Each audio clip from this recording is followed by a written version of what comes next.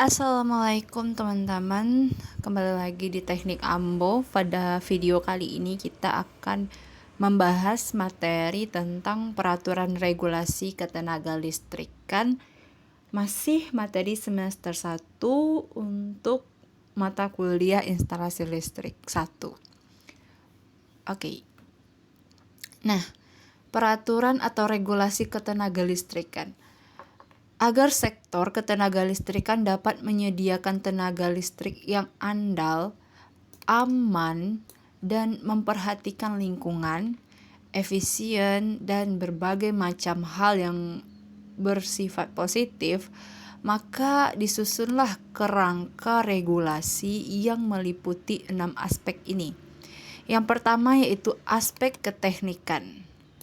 Aspek keteknikan di sini maksudnya adalah bagaimana suatu ketenaga listrikan itu mampu secara efisien menyelenggarakan kegiatan kelistrikan dengan teknik yang sesuai dengan SOP. Selanjutnya yaitu peraturan keselamatan ketenaga listrikan. Jadi keselamatannya itu baik dari pekerja ataupun dari lingkungan sekitar kegiatan listrik dilakukan. Selanjutnya persiapan penataan struktural. Nah, penataan strukturalnya maksud di sini adalah siapa yang bertugas sebagai pelaksana, pengawas, dan bagaimana regulasinya mampu menyusun sebuah sistem yang saling membantu satu sama lain. Selanjutnya yaitu yang keempat, persiapan pemenuhan standar lingkungan. Nah, ini masuk juga ke dalam keselamatan ketenaga listrikan ya teman-teman. Dan yang kelima yaitu standar teknis untuk keandalan dan efisiensi sistem. Nah, jadi sistemnya itu sebagaimanapun bentuknya harus kita buat seefisien mungkin sehingga energi yang dihasilkan itu bisa disesuaikan dengan kebutuhan. Dan yang terakhir adalah aturan operasi sistem atau SOP-nya. Oke.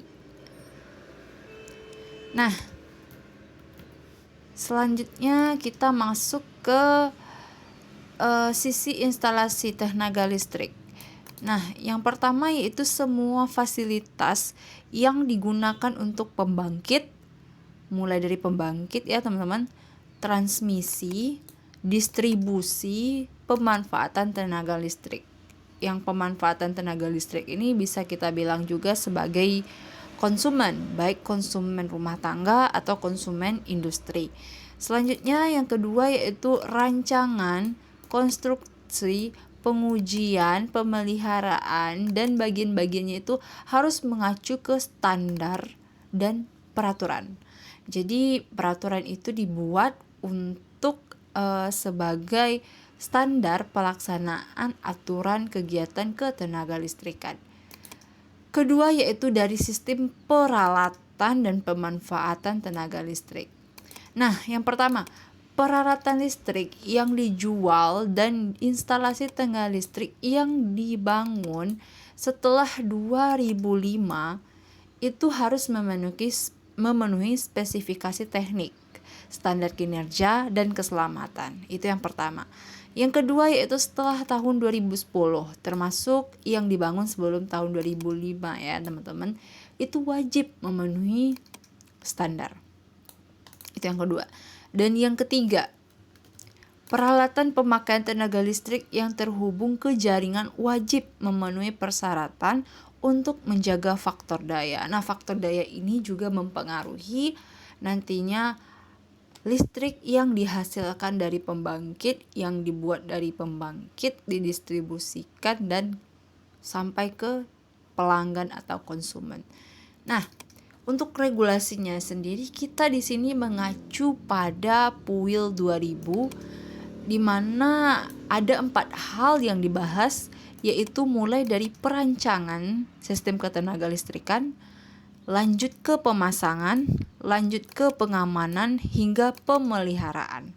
Jadi semua regulasi mulai dari perancangan hingga pemeliharaan itu ada di dalam PUL 2000. Nah, maksud dan tujuan persyaratan umum instalasi listrik ini tujuannya agar pengusaha instalasi listrik terselenggara dengan baik dan sesuai dengan SOP.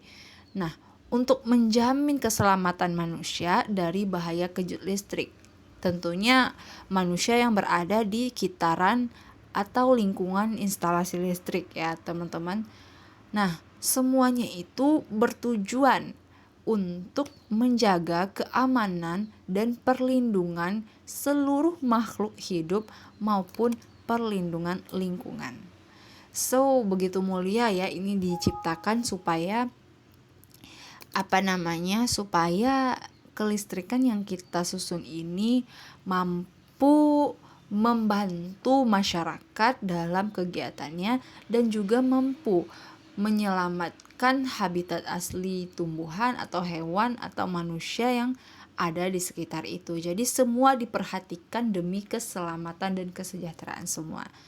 Nah, untuk ruang lingkupnya, persyaratan umum instalasi listrik ini berlaku untuk semua pengusaha instalasi tegangan rendah arus bolak-balik sampai dengan 1000 volt. Untuk arus searahnya itu sampai dengan 1500 volt dan tegangan menengah sampai dengan 35 kilovolt dalam bangunan dan sekitarnya, baik perancangan, pemasangan, pemeriksaan, pengujian, pelayanan, pemeliharaan, dengan memperhatikan ketentuan atau regulasi yang terkait ya teman-teman. Nah, selanjutnya itu persyaratan umum instalasi ini tidak berlaku alias terkecualikan untuk. Nah, yang pertama yaitu bagian instalasi listrik dengan tegangan rendah yang hanya digunakan untuk menyalurkan berita atau isyarat. Bisa disebut ini sebagai bagian instalasi listrik pada media cetak. Media cetak atau media berita seperti radio dan sebagainya. Persyaratan atau regulasi ini tidak berlaku. Yang kedua yaitu bagian instalasi listrik yang digunakan untuk keperluan telekomunikasi dan pelayanan kereta listrik. Nah, jadi untuk telkom atau untuk jaringan telepon itu tidak berlaku persyaratan umum instalasi listrik ini karena mereka memiliki aturan tersendiri layaknya untuk berita dan isyarat tadi ya, teman-teman. Nah, yang ketiga yaitu instalasi listrik dalam kapal laut, kapal terbang, kereta rel listrik, dan kendaraan yang digerakkan secara mekanis. Intinya adalah untuk instalasi kendaraan-kendaraan umum yang dikelola oleh pemerintah itu punya regulasi khusus.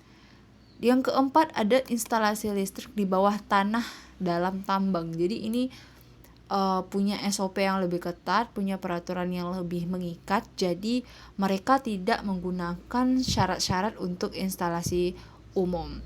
Yang kelima ada instalasi listrik dengan tegangan rendah yang tidak melebihi 25 volt dan dayanya tidak melebihi 100 watt. Nah, jadi ini juga tidak termasuk karena terlalu rendah untuk mengikuti juknis atau regulasi di PUL 2000 yang tadi. Jadi mereka punya, dari yang kelima ini mereka punya aturan khusus sendiri yang mampu mensupport atau support sistemnya dari kegiatan ketenaga listrikan. Nah, selanjutnya itu ada aturannya atau peraturan ketenaga listrikan ini yang diatur dalam undang-undang. Nah, ketentuan keselamatan tenaga listrik itu diatur dalam Undang-Undang 30 nomor 30 ya tahun 2009 pasal 44. Yang isinya itu ada 4 poin. Yang pertama, setiap kegiatan usaha ketenaga listrikan wajib memenuhi ketentuan keselamatan ketenaga listrikan.